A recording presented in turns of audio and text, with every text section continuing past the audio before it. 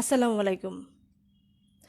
সম্মানিত অভিভাবকবৃন্দ, আস্থাভাজন সুধীজন ও আমার প্রাণপ্রিয় ছাত্রছাত্রীবৃন্দ, সবাইকে স্বাগত জানাই। ত্রিশাল অনলাইন মাদ্রাসা পেজ থেকে আমি মুসাম্মদ নাহিদা আক্তার, সহকারী শিক্ষক সমাজবিজ্ঞান, ধলানামাপাড়া ডাক্তার আবুল কাশিম দাখিল মাদ্রাসা, ত্রিশাল ময়মনসিংহ।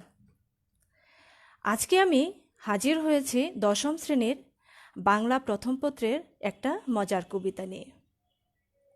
তার আগে শিক্ষার্থী বন্ধুরা, তোমরা কেমন আছো? নিশ্চয়ই ভালো আছো, সুস্থ আছো এবং নিরাপদে আছো। আল্লাহর অশেষ কৃপায় আমিও ভালো আছি। শিক্ষার্থী বন্ধুরা, তোমরা আজকে একটি মজার কবিতা পড়ার জন্য বই খাতা কলম নিয়ে রেডি হয়ে যাও। কি কি কবিতা পড়াবো সেটা শুনতে ইচ্ছা করছে? হ্যাঁ, আজকে আমি পড়াবো বিশ্বকবি রবীন্দ্রনাথ ঠাকুরের একটা বিখ্যাত এবং মজার কবিতা, জুতা আবিষ্কার। রবীন্দ্রনাথ ঠাকুর জুতা আবিষ্কার কবিতার ভেতরে একটা গল্প লিখেছেন, ছন্দে ছন্দে গল্প লিখেছেন। কি গল্প লিখেছেন সেটা আমরা কবিতা পড়তে পড়তে জেনে যাব।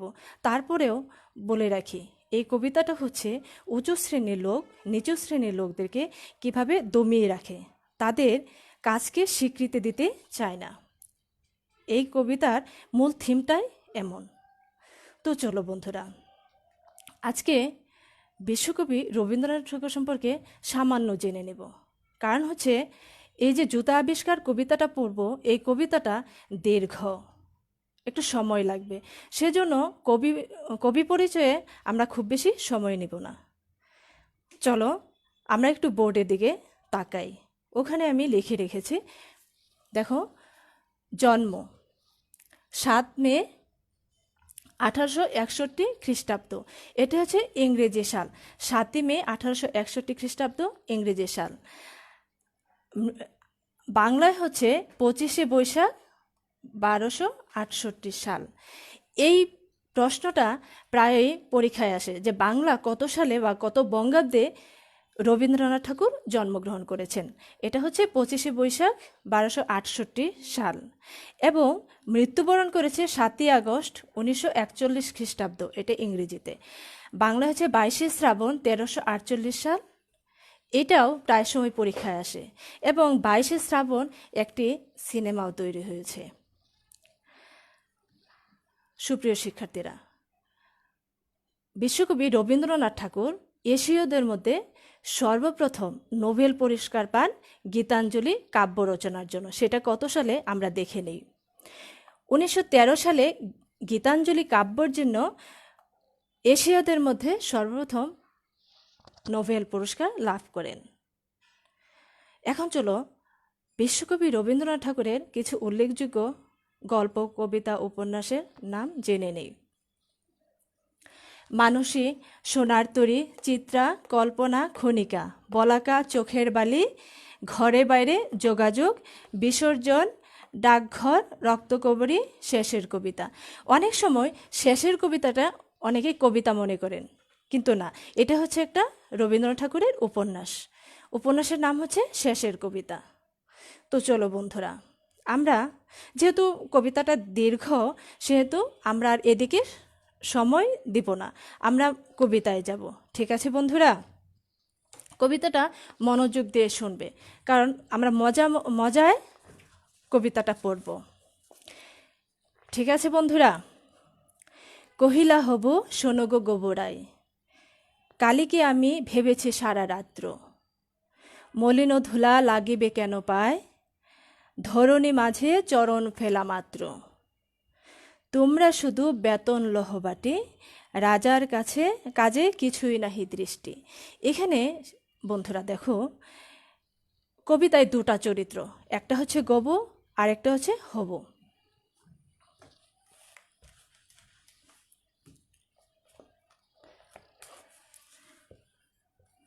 হবু হলো রাজা,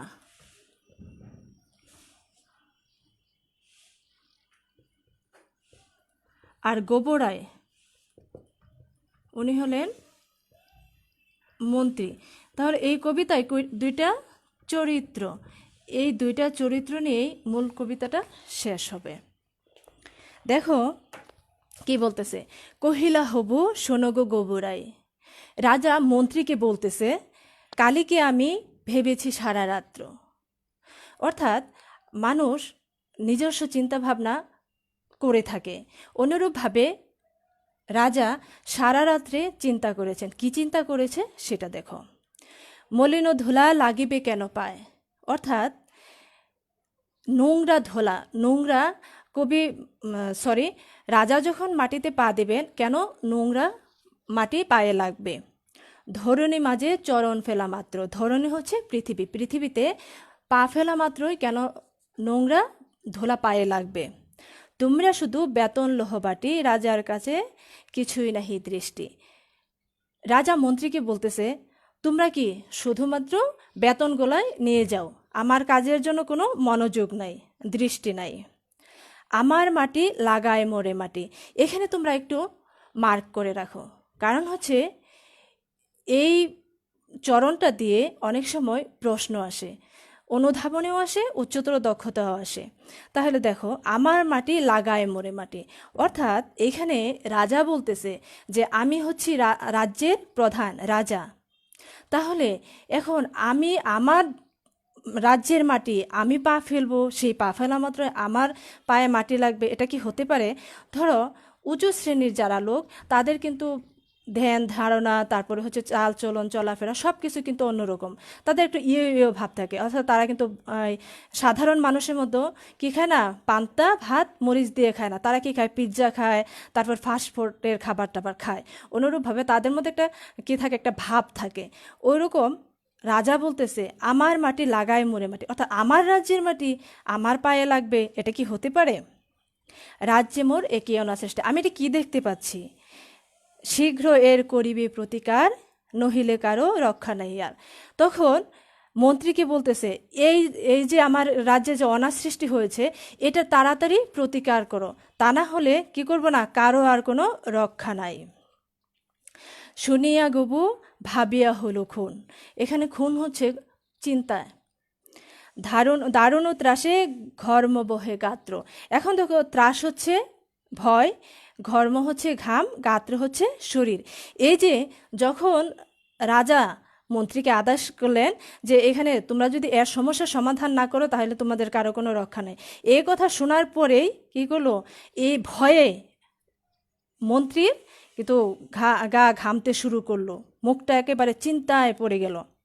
পণ্ডিতারা হইল মুখচুন, পাত্রদের নিদ্রা নাহি রাত্রে। এই যে যারা ছিল, পণ্ডিতেরা ছিল, জ্ঞানীগুণী জন ছিল, তারা কিন্তু চিন্তায় পড়ে গেলেন, তাদের মুখ একদম কালো হয়ে গেল।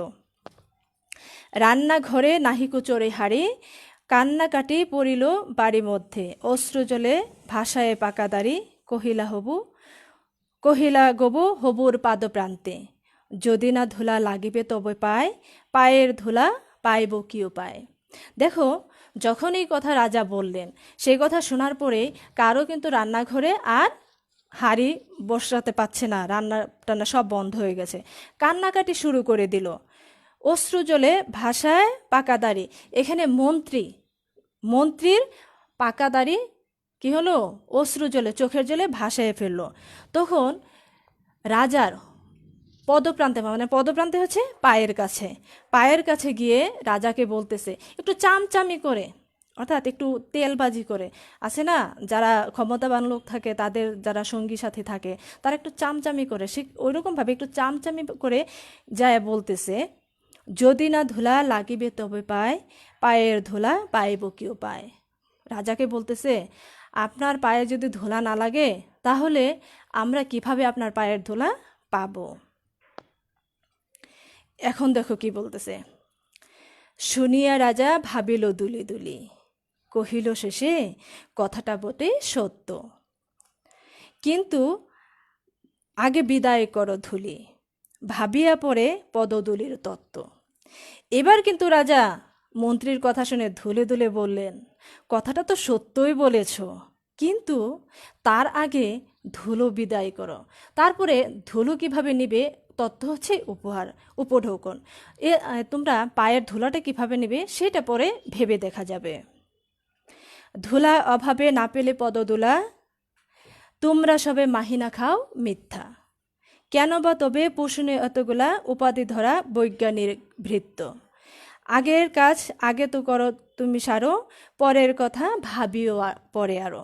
দেখো এখানে রাজা বলতেছে ধুলার অভাবে যদি পদধুলা না পাওয়া হয়, অর্থাৎ ধুলার অভাবে যদি পায়ের ধুলা না নিতে পারো, তাহলে তোমরা কেন বেতন খাও? মাহিনা হচ্ছে বেতন, কেন তোমরা এই বেতনটা মিথ্যা মিথ্যা খাও? কেন বা তবে পুষিনে এতগুলা উপাধি ধরা বৈজ্ঞানিক বৃত্ত। এখানেও উপাধি ধরা বৈজ্ঞানিক বৃত্ত, এই চরণটা মার্ক করে রাখো। কারণ হচ্ছে রাজা বলতেছে যে আমি বৈজ্ঞানিক হচ্ছে বিজ্ঞানী, বৃত্ত হচ্ছে চাকর। অর্থাৎ যখন ক্ষমতাবান লোকেরা বৈজ্ঞানিক জ্ঞানীগুণী লোকজনদেরকে নিজের করে নিয়ে নেয়, তখন কি হয়, বৈজ্ঞানিক যারা আছেন, জ্ঞানীগুণীজন যারা আছেন, তখন কিন্তু তাদের নিজস্ব চিন্তা ভাবনা বিবেক বুদ্ধি কোনো কাজ করে না, তারা কিন্তু তখন চাকর হয়ে যায়। দেখো রাজা কিন্তু বৈজ্ঞানিক যারা ছিল, জ্ঞানীগুণীজন ছিল, তাদেরকে কিন্তু রাজা চাকর বলেছে এখানে। এজন্য বলছে কেন বা তবে পুষিনও এতগুলা উপাধি ধরা বৈজ্ঞানিক বৃত্ত। কবি বলতেছে আমি এতগুলা বৈজ্ঞানিক, আমি চাকর কেন রাখছি, কেন পুষছি তাদেরকে? আগের কাজ তো তুমি সারো, পরের কথা ভাবিও আরও পরে। কবি বলতেছে আগের কাজ কিন্তু তোমাকে আগে সারতে হবে, তারপরে পরের কথা চিন্তা করা যাবে। এখন আমরা পরের অংশে যাই।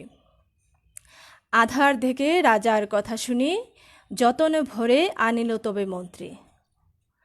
যেখানে যত আছিল জ্ঞানীগুণী, দেশে বিদেশে যতেক ছিল যন্ত্রী। এই রাজার কথা শোনার পরে মন্ত্রীর কিন্তু একেবারে চারিদিকে অন্ধকার দেখতে পেল, তার একদম চারদিক একদম অন্ধকার ঘনিয়ে আসলো। এই জন্য সে এই রাজ্যে যত জ্ঞানীগুণী জন ছিল এবং যন্ত্রীরা ছিল, যন্ত্রী হচ্ছে মেকানিক যারা আর কি, তাদেরকে নিয়ে আসলো। দেখো তারপরে কি হয়। বসিল সবে চশমা চোখে আটি, ফুরায়ে গেল 19 পিপে নস্য। অনেকে ভেবে কহিল গেলে মাটি, ধরাই তবে কোথায় হবে শস্য। কহিল রাজা তাই যদি না হবে, পণ্ডিতেরা রয়েছে তব কেন। দেখো যখন মন্ত্রী কি করলেন, রাজ্যের যত জ্ঞানীগুণী যন্ত্রীজন মেকানিকাকে যন্ত্রীজনদেরকে নিয়ে আসলেন, তারা কি করলেন, তারা সবাই চোখে চশমাটি বসলো এবং ফুরিয়ে গেল 19 পিপে নস্য। পিপে হচ্ছে কাঠের তৈরি বড় বড় কৌটা, ওই কাঠের তৈরি। এখানে নস্য হচ্ছে নাক।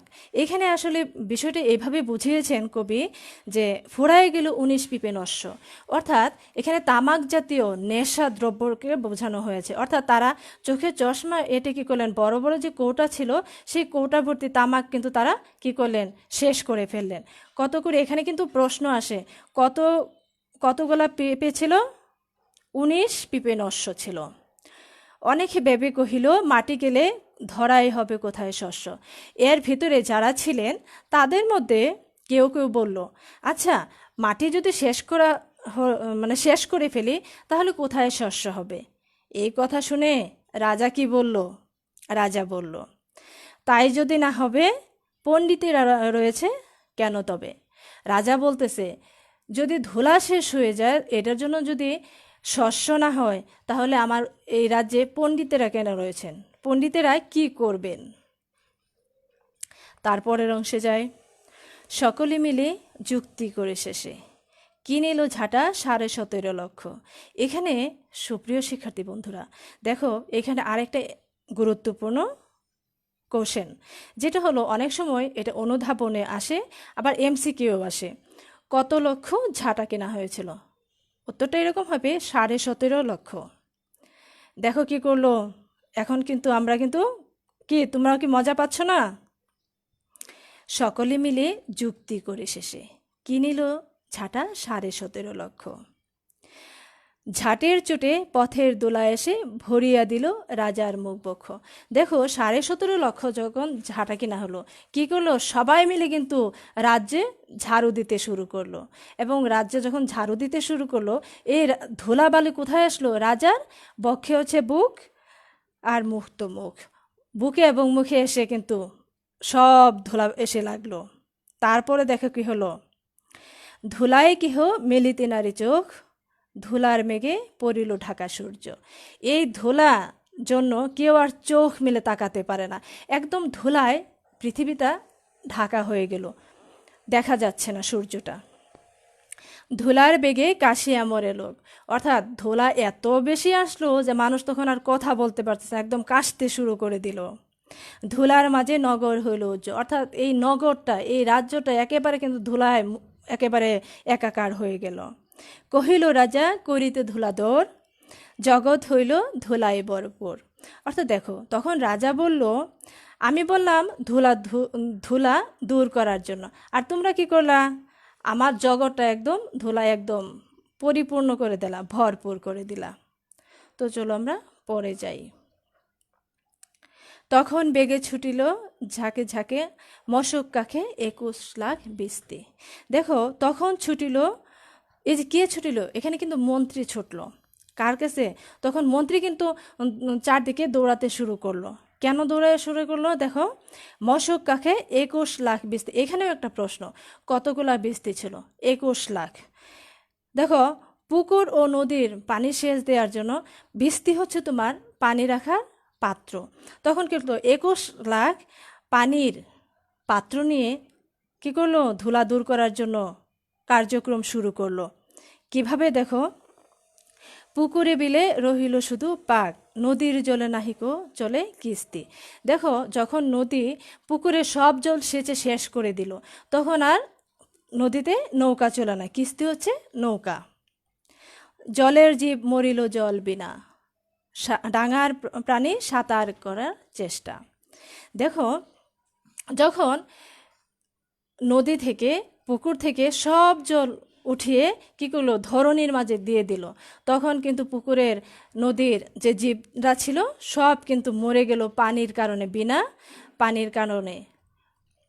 আর কি করলো, ডাঙার যত প্রাণী ছিল তারা কি করলো, ডাঙায় সাঁতার কাটলো। পাকের তলে মজিল বেচা কেনা, সর্দি জ্বরে উজাড় হলো দেশটা। তখন শুধু চারদিকে, অর্থাৎ ধরণীর রাজ্যের চারদিকে শুধু পাক আর পাক, এবং পাকের চোটে কি করলো, সর্দি জ্বরে সব মানুষের, রাজ্যের যত মানুষজন ছিল সবার কিন্তু সর্দি আর জ্বর একদম উজাড় হয়ে গেল।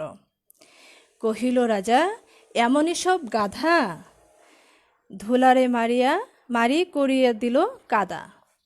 রাজা এবার বলতেছে, আমার রাজ্যের এই সবগুলাই কি গাধা। আমি বললাম ধুলা দূর করার জন্য, আর তারা কি করলো, আমার রাজ্যকে একদম কাদা করে দিল। তারপর আবার দেখো কি হলো, আবার সবে ডাকিল পরামর্শে, বসিল পুনঃযতে কোনো বস্ত, ঘুরিয়া মাথায় হেরুল চোখে সর্ষে, ধুলার হাই নাহিক পায় অন্ত। অন্ত হচ্ছে শেষ। কহিল মহিমা দূর দিয়ে ঢাকো, ফরাসপাতি করিব ধুলা বন্ধ। দেখো, যখন কোনো সমস্যার, সমস্যা থেকে পরিত্রাণের কোনো উপায় খুঁজে পাচ্ছে না, তখন কি করলো, সবাই আবার একসাথে বসলো। যারা জ্ঞানীগুণী ছিল তারা বসলো, তাদের চোখে কিন্তু এবারে সর্ষে ফুল, ঘোর অন্ধকার। কেন, ধুলা কিভাবে শেষ হবে এর আর কোনো রাস্তা খুঁজে পাচ্ছে না। এর মধ্যে একজন বলল, কহিল হচ্ছে বলা, একজন বলল, পৃথিবীটাকে মহি হচ্ছে পৃথিবী, এই পৃথিবীটাকে কি করো, মাদুর দিয়ে ঢেকে ফেলো। কহিল কেহ রাজারে ঘরের ফরাসপাতি করিব ধুলা বন্ধ। অর্থাৎ যখন একজন বলল পৃথিবীটাকে কি করো, একদম ঢেকে ফেলো, কি দিয়ে, মাদুর দিয়ে, তাহলে আর ধুলা পাওয়া যাবে না। আরেকজন তখন কি বলল শুনি, কহিল কেহ রাজার ঘরে রাখো, কোথাও যেন না থাকে কোনো রন্ধ্র। আরেকজন বলল যে এক কাজ করো, রাজাকে ঘরের ভিতর রেখে দাও, যে ঘরে রাজা থাকবে সেই ঘরে যাতে কোনো ছিদ্র না থাকে। তখন রাজা কি বলতেছে দেখো,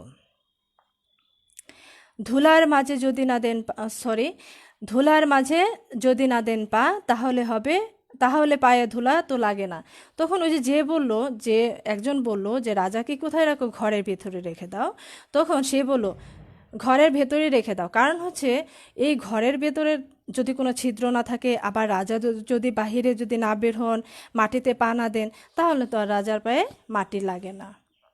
তারপরে দেখো এইবার রাজা কি বলতেছে, কহিল রাজা সে কথা বড় খাঁটি, কিন্তু মোর হতেছে মনে সন্দেহ। এখানে সন্দেহ হচ্ছে সন্দেহ। রাজা বলতেছো কথাটা তো খুব খাঁটি বলতেছো, দামি কথা বলতেছো, কিন্তু এই কথাটা আমার মনে কিন্তু সন্দেহ আছে। দেখো, মাটির ভয়ে রাজ্য হবে মাটি, এই লাইনটাও তোমরা একটু মার্ক করে রাখো। দেখো রাজা এখানে কি বোঝাতে চেয়েছেন, বলতেছেন আমি যদি মাটির ভয়ে রাজ্য হবে মাটি, অর্থাৎ আমি যদি এই ঘর থেকে না বের হই, সারা দিন রাত যদি আমি ঘরে বন্দি থাকি, তাহলে কি হবে না, আমার রাজ্য কে দেখভাল করবে, কে পরিচালনা করবে? তখন কি এটা কি সম্ভব হবে? আমার রাজ্য কি হবে, আমার হাত থেকে চলে যাবে। দিবস রাতি রহিলে আমি বন্ধু, এই কথাটা তোমাদেরকে বলেছে যে রাজা যদি ঘরে বন্দি থাকে। তারপরে দেখো কি হচ্ছে, কহিল সবে চামারের তবে ডাকি, চর্ম দিয়া মুড়িয়ে দাও পৃথ্বী। এখন দেখো এর মাঝে কেউ একজন বলল তাহলে এক কাজ করি, আমরা চামারকে ডাকি। কেন ডাকবো? চর্ম হচ্ছে কি, চামড়া দিয়া মুড়িয়ে দাও, অর্থাৎ একেবারে এমনভাবে মুড়িয়ে দাও, পৃথ্বী হচ্ছে পৃথিবী, এমনভাবে চামড়া দিয়ে পৃথিবীটাকে কি করো, মুড়িয়ে ফেলো। ধুলির মহি জুলির মাঝে ডাকে, মহিপতি রহিবি মহাকীর্তি। দেখো ধুলির মহি অর্থাৎ ধুলার পৃথিবী, মহি হচ্ছে পৃথিবী, ধুলার পৃথিবী যদি আমরা ঢেকে ফেলি, তাহলে কি হবে, মহারাজার মহাকীর্তি কিন্তু এটা রয়ে যাবে কোথায়, সবার কাছে। কহিল সবে হবে সে অবহেলে, যোগ্য মতো চামার যদি মেলে। এইবার এই কথার সাথে একটু কী করলো, তারা একটু মানে সম্মতি জানালো, বললো হ্যাঁ কথাটা তো ঠিক আছে, কিন্তু আমরা কি ওই যোগ্য মতো চামার পাবো? রাজার চল ধাইল হেতা হতা, ছুটিল সবে ছাড়িয়া সব কর্ম। তখন রাজ্যের যারা ছিল, জ্ঞানীগুণীর জন ছিল, তারা কি করলো, তাদের সব কাজকর্ম ছেড়ে দিয়ে এদিক সেদিক তারা ছুটে বেড়াতে লাগলো। কেন ছুটে বেড়াতে লাগলো? কারণ হচ্ছে তারা চর্ম এবং চামার দুটো জিনিসই খুঁজছেন। যোগ্য মতো চামার নাহি কোথা, না মিলে অত উচিত মতো চর্ম। তখন তারা বলতেছে যে আমরা যদি ঠিক না পাই, চামার যদি না পাই, চর্ম যদি না পাই, চর্ম হচ্ছে চামড়া যদি না পাই, তাহলে কি হবে উপায়?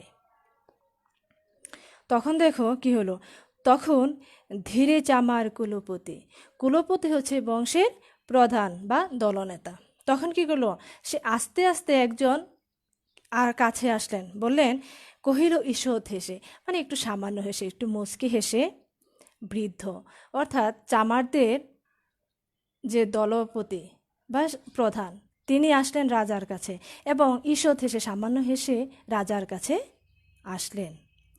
বলিতে পারি করিলে অনুমতি, সহজে যাহে মানুষ হবে সিদ্ধ। এবার রাজার কাছে চামার বলতেছে আপনি যদি অনুমতি দেন তাহলে আমি একটা কথা বলতে পারি, তাহলে এই ধুলার যে যন্ত্রণা, এখান থেকে সবাই মুক্তি পেতে পারে। নিজের চরণ দুটি ঢাকো, তবে ধরণী আর ঢাকিতে নাহি হবে। এখন দেখো তখন কি বলতেছে, চামার রাজাকে বলতেছে নিজের দুটি চরণ ঢাকো, তবে ধরণী আর ঢাকিতে নাহি হবে।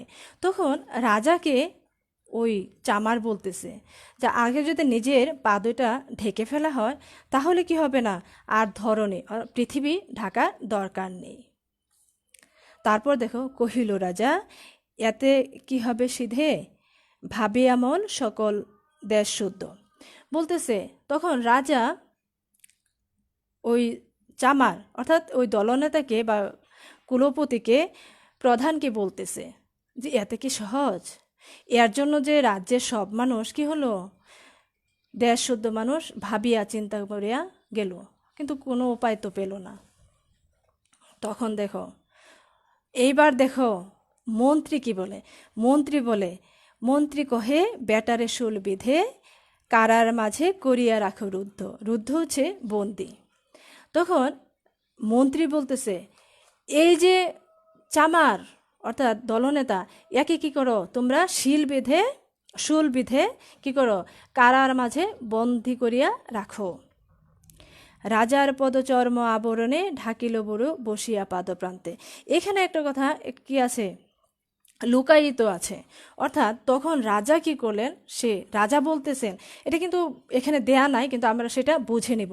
সেটা হচ্ছে যখন মন্ত্রী চামারের দলনেতাকে কারাগারে বন্দি করার কথা বলছেন, তখন রাজা বলতেছেন, ঠিক আছে মন্ত্রী, চামার যখন এই কথা বলতেছে, কোনো উপায় যখন খুঁজে পাওয়া যাচ্ছে না, তাহলে তাকে একটা সুযোগ দেয়া যায়, চলো তাকে আমরা একটা সুযোগ দিই। এই কথাটা এখানে উল্লেখ করে নাই, কিন্তু সেটা আমরা বুঝে নিব কবিতার লেখার উপরে। তখন কি করলো, রাজার পায়ের কাছে বসলেন। কে বসলেন? ওই যে বুড়ো কুলপতি চামার, এবং রাজার পা দুটি ঢেকে দিলেন। মন্ত্রী কহে, আমারও ছিল মনে, কেমনে বেটা পেরেছে সেটা জানতে। দেখো, এইবার কিন্তু মন্ত্রীর আর একটা চামচামি শুরু হলো। অর্থাৎ মন্ত্রী এবার বলতেছে, এটা তো আমার মনে ছিল, কিন্তু তুই বেটা কিভাবে জানলি আমার মনের কথা। এটা হচ্ছে অর্থাৎ রাজার সামনে নিজেকে উপস্থাপন করা। সেদিন হতে চলিল জুতা পরা, বাঁচিল গবু রক্ষা পেল ধরা। সেদিন থেকে কি হলো, পৃথিবীতে জুতা পরা শুরু হলো, এবং রক্ষা পেল, বাইচা গেল কিন্তু গবু। কেন? এখানে যদি কোনো উপায় যদি খুঁজে না পেয়ে যেত, তাহলে কিন্তু গোবর খবর ছিল, রাজা কিন্তু তাকে শেষ করে ফেলতো। এই জুতা আবিষ্কারের জন্য বেঁচে গেল গবু, আর রক্ষা পেল ধরা। ধরা হচ্ছে পৃথিবীটাও রক্ষা পেল। দেখো, এই যে মন্ত্রী যখন বলল, আমারও ছিল মনে, কেমনে বেটা পেরেছে সেটা জানতে। দেখো, এখানে হচ্ছে যখন কোনো ক্ষমতাবান লোকেরা কি করে, নিচুতলার মানুষকে ভালো কাজের স্বীকৃতি দিতে চায় না, ভালো কাজটা নিজের বলে চালিয়ে নিতে চায়। এই কবিতার মূল বিষয়টা হলো, যে বিষয়ে দক্ষ তাকে সেই বিষয়ে কাজ দেওয়া উচিত।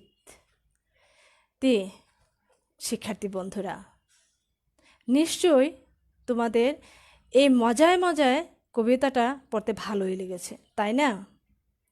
আমরা আজকের মতো এখানেই শেষ করব। আগামী ক্লাসে দেখা হবে। সেই পর্যন্ত সবাই সুস্থ থাকবে, ভালো থাকবে, নিরাপদে থাকবে এবং স্বাস্থ্যবিধি মেনে চলবে। সবাই ভালো থেকো। আল্লাহ হাফেজ।